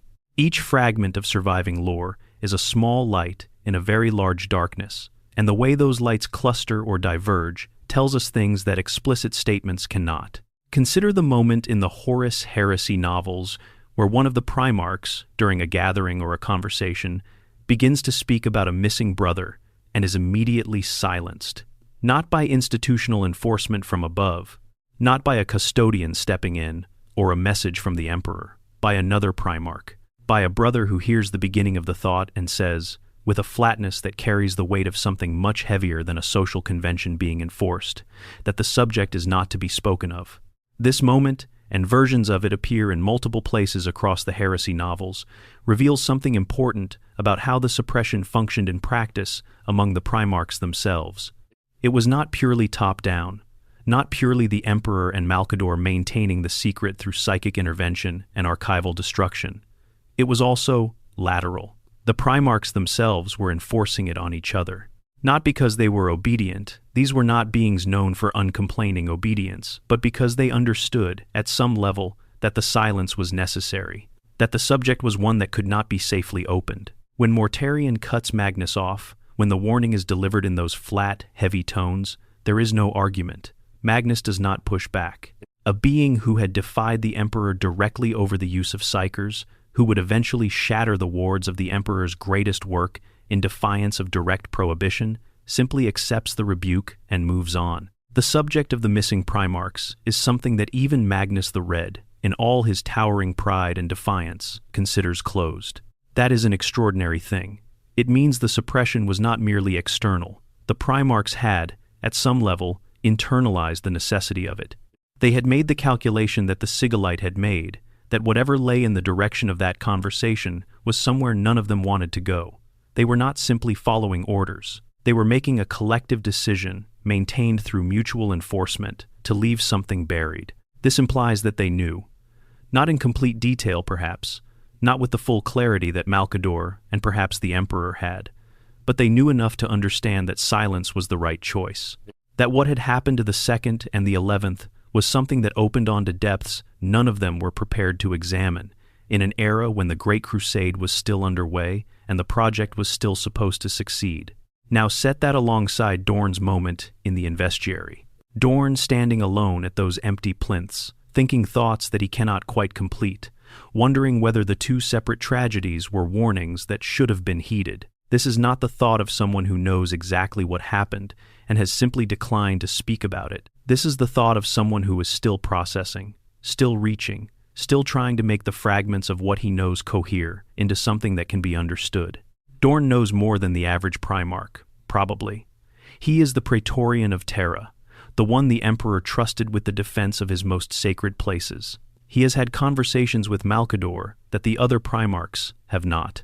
But even he cannot fully complete the picture. Even he is standing at those pedestals in partial darkness, feeling the pull of something he cannot name.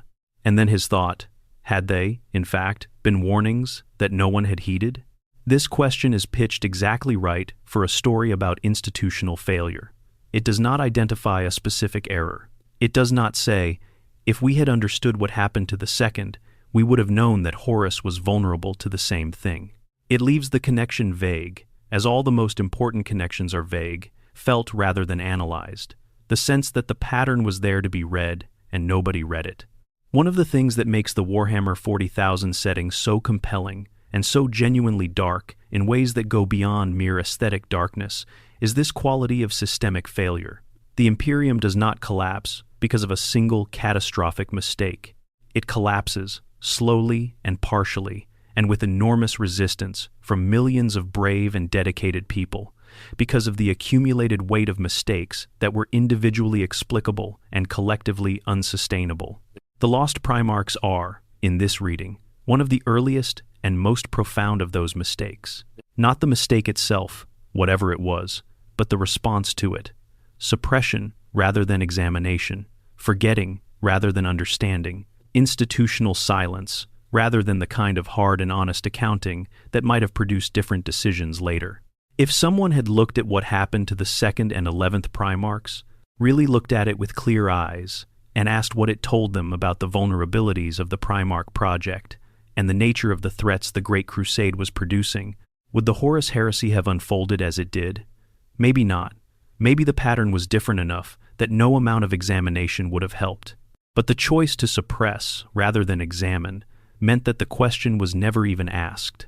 The lesson, whatever it was never learned. And then, 43 years later, Horus fell on Davin, and everything began to burn. Dorn feels this, standing at those empty pedestals. He cannot articulate it completely because the suppression has reached into his own memory and taken the details he would need to make the argument clearly. But he feels the shape of it, the nagging sense that what happened to his two lost brothers was trying to tell everyone something, and everyone looked away. Section 17. The Testimony of Small Details. There is a category of evidence in the Lost Primarchs investigation that might be called the testimony of small details. These are the fragments of lore that are not, in themselves, remarkable a word choice here, a narrative beat there, a passing reference in a character's internal monologue, but that accumulate into a picture more coherent than any single element suggests. The fact that Horus smashes his fist against the 11th's tank in the vision, this is such a small detail that it would be easy to pass over. A figure in a vision, overwhelmed by emotion, striking a physical object. But consider what it tells us about Horus's relationship to the 11th. The emotion that drives the strike is not contempt. It is not the righteous anger of someone punishing an enemy's legacy. It is something rawer and less directed than that. Grief turned outward. The kind of physical response that happens when a person can no longer contain what they feel and reaches for something they can touch as a substitute for what they cannot reach. Horus does not strike the tank of any confirmed traitor in this vision. He does not strike the tanks of Lorgar or Magnus or Perturabo or any of the brothers whose eventual betrayal is being mapped out by the same chaos powers constructing this experience. He strikes the 11th's, the one that makes him feel the grief of potential lost before it could become anything.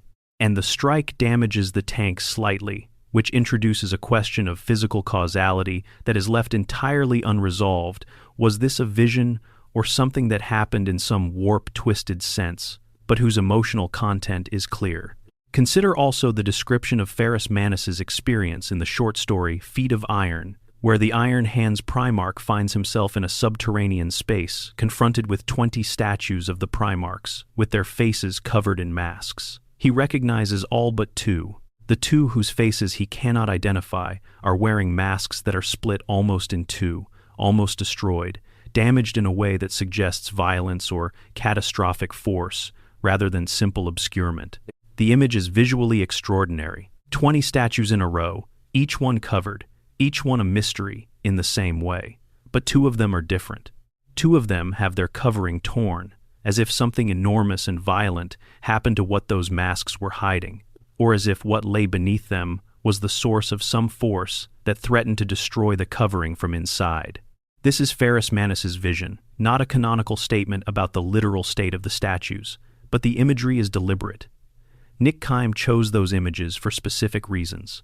The two unrecognizable figures are marked not just by obscurement, but by damage. They are not simply unknown. They are violently unknown. Something about their concealment is under pressure, as if what is being hidden is fighting to be seen or is inherently volatile. If you wanted to encode in imagery the idea that the lost Primarchs were not just absent, but actively suppressed, that their concealment required more force than ordinary forgetting, those cracked and split masks are a remarkably precise way to do it. Consider the short story The Last Council one more time, but focus specifically on the sequence of events rather than their outcome. 3 Primarchs, Horus, Alfarius, and the Khan, form a group to oppose Malcador's decision. These are not 3 beings who agree on much. Horus is the War Master, expansive and charismatic, and used to getting his way through sheer force of personality. Alfarius is the master of deception and hidden agendas, a being who never does anything for a single reason when 17 will serve. The Khan is the enigmatic commander whose self-imposed isolation makes him unusual among the Brotherhood, a being who keeps his own counsel and values that isolation. For these 3 to form a coalition, and the story implies they do form something that functions as a coalition, however informal around the specific issue of the lost Primarch's right to be remembered, suggests that the sentiment was broader than a personal affection. This was not just 3 individuals who happened to like the lost Primarch and were upset that his statue was being taken down. This was something that resonated enough across different types of Primarch personalities and different positions within the fraternity to produce unified opposition. Whatever the lost Primarch who is the subject of that scene had done or been, he had generated the kind of loyalty that survived his fall. That is not nothing. That is actually extraordinary in a fraternity where relationships were often complicated by competition and ideology, and the weight of individual egos large enough to bend the space around them. And then consider that Malcador overrode all 3 of them, simultaneously, using his psychic power to enforce a decision that 3 Primarchs were actively opposing.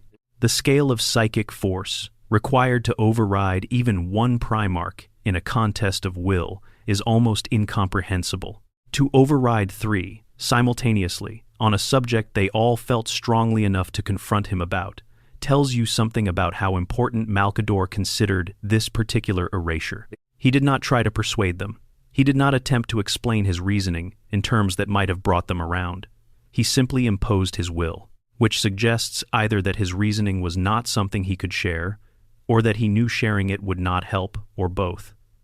The argument could not be won by argument.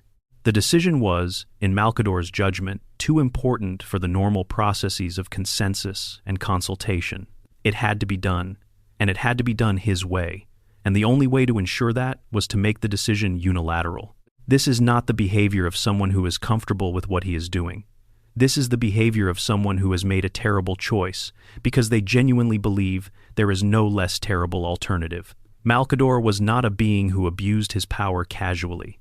Every record of him suggests someone who used his extraordinary capability with discipline and restraint because he understood what the abuse of such capability would cost. And yet here he overrides 3 Primarchs to enforce a suppression they are actively resisting. Whatever he knew about why the erasure was necessary, it was weighty enough to justify that intervention. Weighty enough that the normal rules of consultation and fraternal respect simply did not apply. Section 18. The strange kindness of the mind wipe. The fate of the legionaries, the ordinary space marines who served under the lost Primarchs, deserves its own extended examination because it is one of the most emotionally complex elements of the entire story. Malcador tells Dorn that what was done to the surviving legionaries of the two lost legions was a mercy. He chooses that word specifically. Not a necessity, not an administrative requirement, a mercy. He is making a value judgment about the action, presenting it not as something that had to be done for practical reasons, but as something good, something that benefited the recipients. And the action itself was mind wipe, the complete suppression of the memories of their Primarchs, their legion identities, their campaigns, their traditions, and their knowledge of what had happened.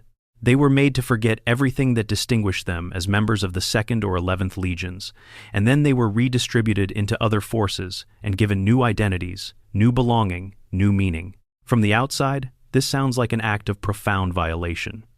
To remove someone's memories without their consent is, in any ethical framework that treats persons as ends rather than means, a serious wrong.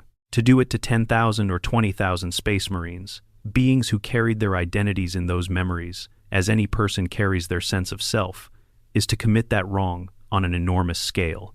And yet Malcador calls it a mercy. For this to be true, for it to be something that Malcador, who was not a callous being, could genuinely describe as mercy, there must be something about what those legionaries would have had to carry without the wipe that was worse than the loss of their memories.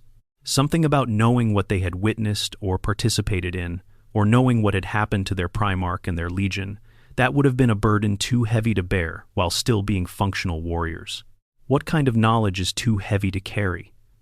In the Warhammer 40,000 universe, this question has specific answers that are different from the answers available in our world. In 40K, certain things that have been witnessed cannot be unwitnessed in a way that does not just mean remembered against one's wishes, but means changed, altered, affected in a deep way that makes the person something different from what they were before the witnessing. Exposure to certain warp phenomena does this. Certain forms of chaos, corruption do this. Certain categories of Xenos influence do this. If what happened to the lost Primarchs involves something of this kind, if the legionaries who were present for it had witnessed or experienced something that was, by its nature, transformative, in ways that threatened their integrity as functional beings, then the mind wipe was not simply covering up something that the Imperium found embarrassing. It was a genuine intervention to prevent a harm. The mercy was not that the memories were taken, but that the weight of those memories was taken. The legionaries were freed from something that would otherwise have followed them into every subsequent deployment, every battle, every quiet moment. They were given a fresh start in a way that their circumstances would otherwise not have permitted. This still raises the question of consent. They did not choose this. But in the context the lore provides, the legionaries who survived whatever happened to the lost Primarchs may not have been in a condition to meaningfully give or withhold consent. And Malcador, who had to make a decision about what to do with them, chose the option that preserved them as people, however altered, rather than the option that would have required their execution. Dorn argued for them. He and Guilliman apparently pressed Malcador to spare the legionaries, to find some way to preserve them rather than simply executing the survivors of a legion whose existence was being erased. And Malcador agreed, with the condition that they be given this particular kind of mercy. It was a negotiated outcome, reached between Malcador's judgment about necessity and the Primarch's loyalty to their brother's soldiers. The result was that those mind-wiped Marines fought on, in other legions, under other colors, with identities that felt native and real to them because the memories that would have undermined those identities were gone. They grew old in service, if Space Marines can be said to grow old. They fought, and in some cases, died in battles that were in many cases the same battles their former brothers were fighting, sometimes in the same theaters, sometimes against the same enemies. They may have stood in formation next to soldiers from their original legions who had survived through other means and also been redistributed, and felt a faint, inexplicable sense of familiarity that they could not explain. They did not know where they had come from. They did not know who their father had been. They did not know the name of the legion they had once belonged to, or what had happened to it, or why they were where they were, instead of somewhere else. They simply were, with a past that had been cleaned of everything the Imperium considered too dangerous to preserve. And eventually, over generations of gene seed passing through the apothecary's care and into new bodies, the lineage dispersed further. The specific genetic signatures of the lost legions blended into the wider populations of whatever legions received them. The last direct biological connection faded. What remained was only the whisper of inherited tendency, the faint echo of a culture and a character that persisted without anyone knowing where it came from. Section 19. The 41st Millennium and the Legacy of Silence. 10,000 years is a very long time, even for a civilization that measures its history in millions of years of human presence in the galaxy. In 10,000 years, the Imperium has changed in ways that would be almost unrecognizable to someone from the Great Crusade era. The ideological framework has been transformed from the Emperor's secular humanism into a state religion of extraordinary rigidity. The Space Marine legions have been broken into thousands of individual chapters. The administrative structures have calcified. The institutions have sclerosed. What was originally a dynamic, if violent project of expansion has become a desperate holding action against the darkness on every front. In this context, the lost Primarchs have receded even further than they were when they were first erased, not because anyone has worked harder at the suppression, but because the structures that preserved even fragmentary knowledge of them have themselves deteriorated. The archivists who maintained the records that referenced them died centuries or millennia ago. The institutions that kept marginally relevant files have reorganized and purged and collapsed and reorganized again. The 10,000 years between the heresy and the present day have consumed most of what was left. What survives in the 41st millennium is therefore the most durable residue, the things that were too deeply embedded in other documents to be cleanly extracted, the things that were copied so many times in so many different places that no purge could reach all the copies, the things that people wrote from memory when they should not have, inserting fragments of the forbidden into contexts where they were hidden by surrounding legitimate content. The accidental inclusion in the uplifting primer is a perfect example of this dynamic. An old field document, compiled during the Rangdan genocides in the 800s of M30, referenced both lost legions by number among the forces deployed. It survived in someone's archive, perhaps because the archive was poorly organized, perhaps because whoever was responsible for managing it did not know what they had, perhaps because the original order to destroy such documents was issued before this particular copy was made and missed it in the subsequent purging. And it sat there, in whatever vault or server or physical storage medium it occupied, until someone included it in a primer bundle without checking the contents carefully. The result is that soldiers of the Astra Militarum in the 41st millennium have been walking around with, bound into their official handbooks, a passing reference to 2 Space Marine legions that officially never existed. Most of them would not have understood the significance. Most of them would not have known enough about Great Crusade-era Legion organization to recognize that the numbers referred to something that had been erased. But for the few who would have known inquisitors, senior librarians with access to restricted archives, scholars of the Great Crusade era, it was a window into a room that was supposed to be permanently sealed. The 41st Millennium's Imperium maintains the suppression out of inertia as much as out of active intention. The original reasons for the erasure are known only to a very small number of people, if they are known to anyone at all. Most of those who enforce the seal on the Bloodraven's records, or who route inquiries about the 2nd and 11th designations into dead ends, do so because they were told to, or because the protocols they follow specify that this is the correct response, without necessarily understanding why the protocols exist. This is how institutional suppression outlasts its original architects. The people who made the decision are long dead. The reasoning they found compelling is inaccessible. What remains is the infrastructure of the suppression, maintained by people who were taught to maintain it by people who were taught to maintain it, a chain of inherited practice that stretches back to Malkador's original decision but has long since lost contact with the reasoning that generated it. The emptiness of the pedestals in the investiary is now maintained not because anyone with living memory of the lost Primarchs decided they should remain empty, but because they have been empty for so long that filling them would itself require a decision, a positive act with a specific justification, and no one with the authority to make that decision has the information needed to justify it. They are empty because they have always been empty, in the memory of anyone who matters, and in an institution as ancient and as habit-bound as the Imperium, always is functionally forever. Section 20. Why the question keeps coming back. If the suppression was so thorough and so long maintained, why does the question of the lost Primarchs keep coming back? Why, after 10,000 years of institutional silence and 4 decades of deliberate authorial restraint, are people still writing long explorations of the mystery, and readers still finding them compelling? Part of the answer is that the suppression is visible. The empty pedestals are visible. The retired numbers are visible, in the sense that anyone who thinks about legion numbering will notice the gap. The sealed archives are visible as sealed archives, rather than as archives that simply do not exist. The suppression left traces of itself, which means the subject always has a way in. You cannot look at 18 statues on 20 plinths without noticing the discrepancy. The absence announces itself. But there is something deeper than the visibility of the suppression. There is something about the specific emotional character of this mystery that makes it particularly sticky. Most of the other major mysteries in Warhammer 40,000 lore are either being answered over time or are obviously never going to be relevant. The nature of the Golden Throne is a mystery, but it is a technical mystery, a question about how a machine works, and while the answer might be profound, its emotional stakes are different from the lost Primarchs. The fate of various Primarchs who disappeared is a mystery, but those are questions about individuals whose characters we know, whose stories have context, whose absence is the absence of a specific person we have met.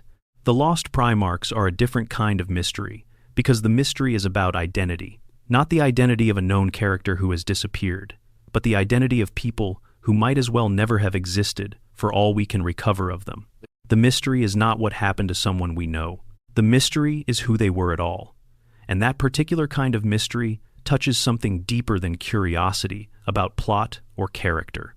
It touches the fear that significant things can simply be lost, that people can be made to not have existed by sufficient institutional effort, that the official record can be so far from the actual history that whole categories of significant event are simply absent from it. These are not abstract fears in the real world. They are documented realities. Histories are lost. People are erased from records.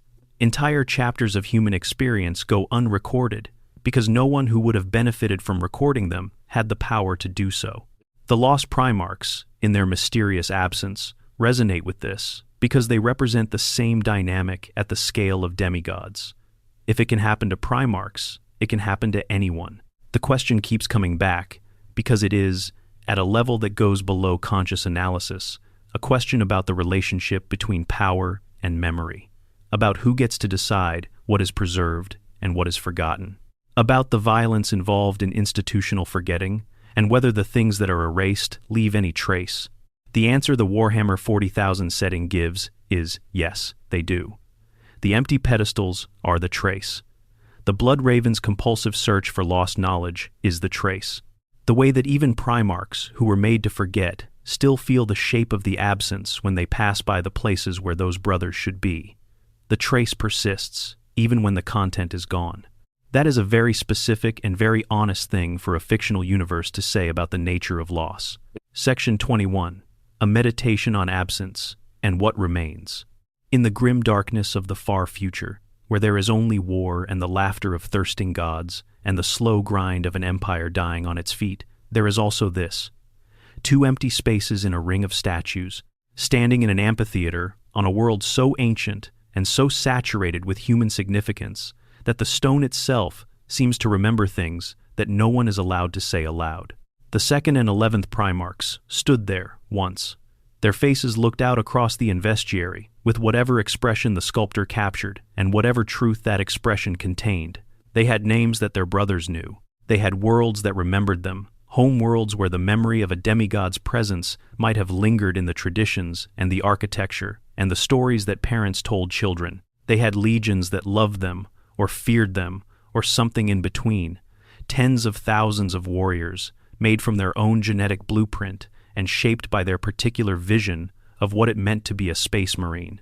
And then they were gone, in whatever specific way they were gone, and the statues came down, and the records were burned or sealed, and the names were suppressed in the minds of everyone who had known them, and the pedestals were left empty, and the long forgetting began.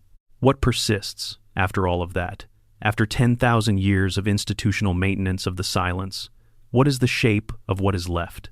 There is the grief that Horus carried, that chaos found useful enough to feature in a vision designed to break him.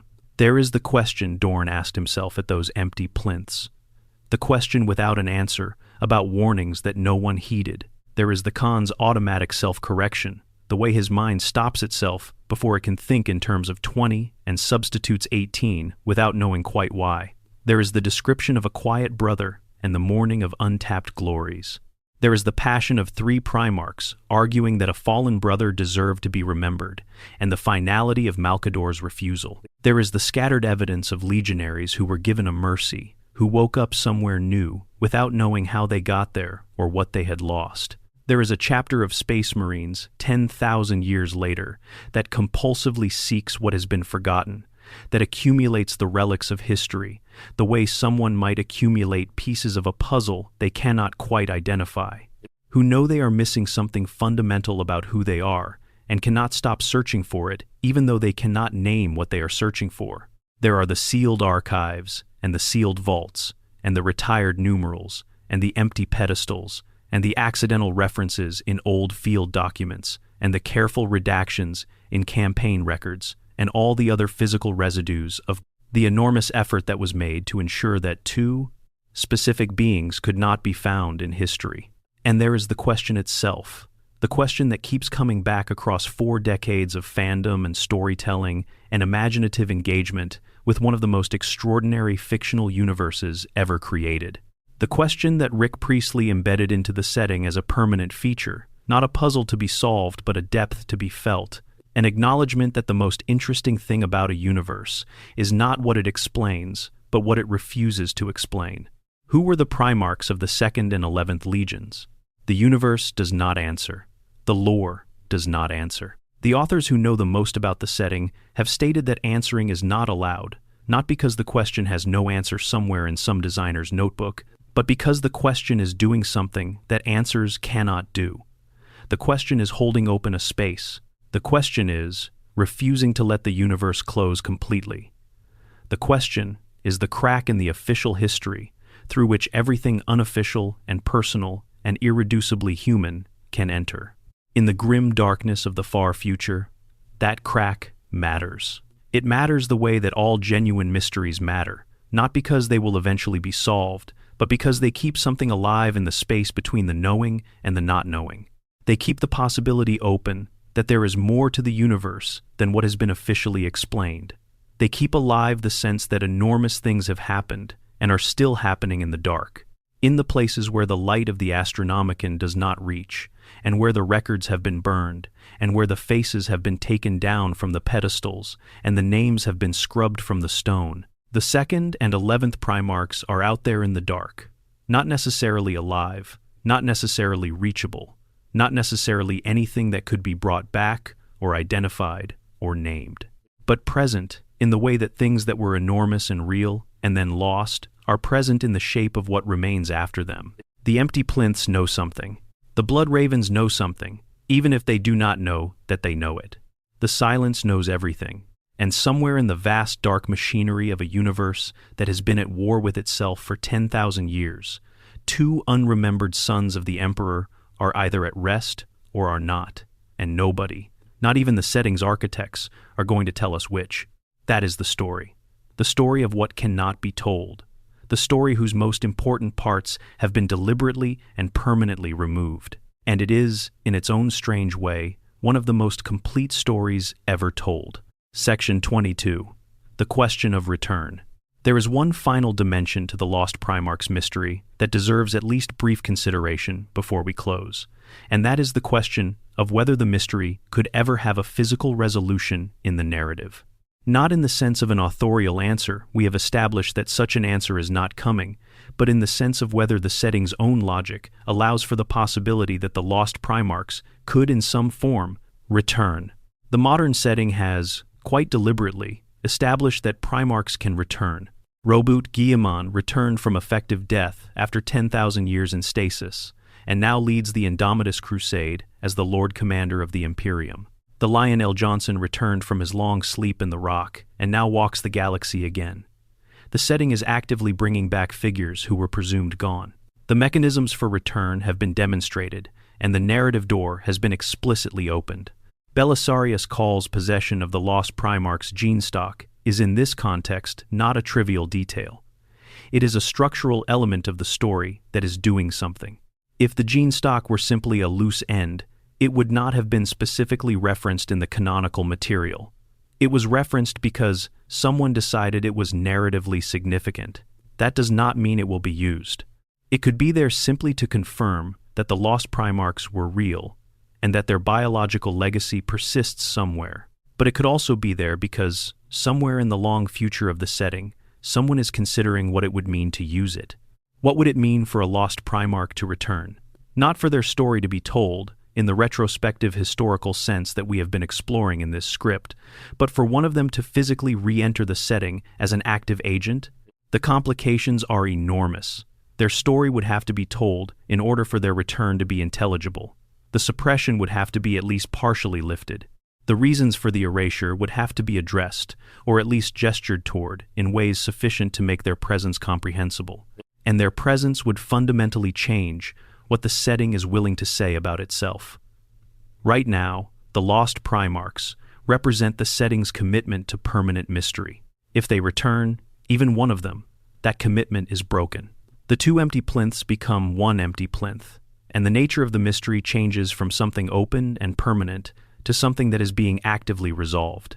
Games Workshop has so far declined to go there, and given Priestley's original intention, given the community value of the permanent mystery, given ADB's statement that there is not allowed to be an answer, it seems likely they will continue to decline. The return of a lost Primarch is, in the current editorial framework, the one thing that the setting explicitly cannot do. But the possibility hovers. It hovers because the setting has established that Primarchs return. It hovers because the gene stock exists and is referenced. It hovers because the Blood Ravens keep searching for something they cannot name. It hovers because the Investiary has two empty pedestals and the narrative engine of a franchise that is always looking for new stories to tell. The possibility is not a promise, but it is there, and it adds one more layer to the mystery. The Lost Primarchs are not just a story about the past. They are a story about what the future might yet do with something that the past tried very hard to bury, which is, in the end, another way of saying that the empty pedestals are still asking their question, and the question is still waiting.